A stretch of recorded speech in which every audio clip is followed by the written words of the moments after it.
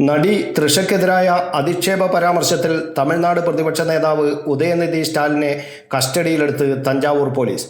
കാവേരി വിഷയത്തിലെ പ്രസംഗത്തിനിടെ തൃഷയ്ക്കെതിരെ നടത്തിയ ദ്വയാർത്ഥ പരാമർശത്തിലാണ് പോലീസ് കേസെടുത്ത് നടപടി സ്വീകരിച്ചിരിക്കുന്നത്. ഉദയനിധി മുൻകൂർ ജാമ്യഹർജി നൽകിയതിനെ തുടർന്ന് ഉച്ചവരെ കോടതി അറസ്റ്റ് തടഞ്ഞിരുന്നു. ഔദ്യോഗിക വസതിയിലെത്തിയാണ് കസ്റ്റഡിയിലെടുത്തത്. അതേസമയം അറസ്റ്റ് രേഖപ്പെടുത്തിയോ എന്ന കാര്യത്തിൽ വ്യക്തതയില്ല.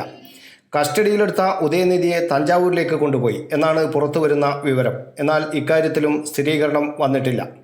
ഉദയനിധിക്കെതിരെ തഞ്ചാവൂർ പോലീസാണ് കേസെടുത്തത്. ജാമ്യമില്ലാ വകുപ്പുകളടക്കം ചുമത്തിയാണ് കേസെടുത്തത്.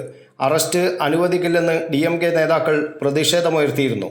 നിയമസഭാ സമ്മേളനത്തിന് തലേന്ന് ആസൂത്രിത നീക്കമെന്ന് DMK ആരോപിച്ചു.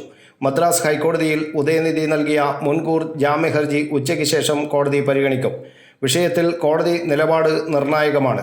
അധിക്ഷേപ പരാമർശത്തിൽ കസ്റ്റഡിയിലെടുത്തതിൽ പ്രതികരിച്ച് ഉദയനിധി സ്റ്റാലിൻ ഇതൊക്കെ കോമഡിയായി തോന്നുന്നു എന്നായിരുന്നു പോലീസ് വാഹനത്തിൽ കൊണ്ടുപോകുന്നതിനിടെ ഉദയനിധി മാധ്യമപ്രവർത്തകരുടെ ചോദ്യത്തിനോട് പ്രതികരിച്ചത്. താൻ അങ്ങനെ പറഞ്ഞിട്ടില്ല, പറയാത്തത് അടിച്ചേൽപ്പിക്കുകയാണെന്നും ഉദയനിധി പറഞ്ഞു. News bureau, Kannur media.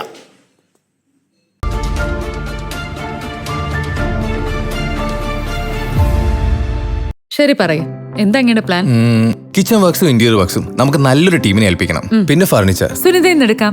അവിടെ ആകുമ്പോ എല്ലാ മോഡൽ ഫർണിച്ചറും അവൈലബിൾ ആണ്. മോഡേൺ വേണമെങ്കിൽ മോഡേൺ, ട്രഡീഷണൽ വേണമെങ്കിൽ ട്രഡീഷണൽ. ഇനിയിപ്പോ ഇമ്പോർട്ടഡ് ഫർണിച്ചർ വേണമെങ്കിലോ അതും സുനിതയിലുണ്ട്. ചേട്ടാ, ഫർണിച്ചർ സുനിതയെന്നാണെങ്കിൽ മോഡുലർ കിച്ചണും ഇന്റീരിയർ വർക്സും അവരെ തന്നെ ഏൽപ്പിച്ചാ പോരെ? അതിനവർ ഇന്റീരിയർ വർക്സ് ഒക്കെ ചെയ്യുന്നുണ്ടോ? ഒരു വീടിന്റെ മുഴുവൻ ഇന്റീരിയർ ഡിസൈൻ ചെയ്ത് ഫിനിഷ് ചെയ്യാനുള്ള സ്പെഷ്യലൈസ്ഡ് ആൻഡ് എക്സ്പീരിയൻസ് ടീമും സ്വന്തമായ ഒരു മാനുഫാക്ചറിംഗ് യൂണിറ്റും ഉണ്ട് സുനിതയ്ക്ക്. ഇപ്പോൾ ഏത് ജനറേഷന്റെയും ഫേവറേറ്റ് സുനിത ഫർണിച്ചർ.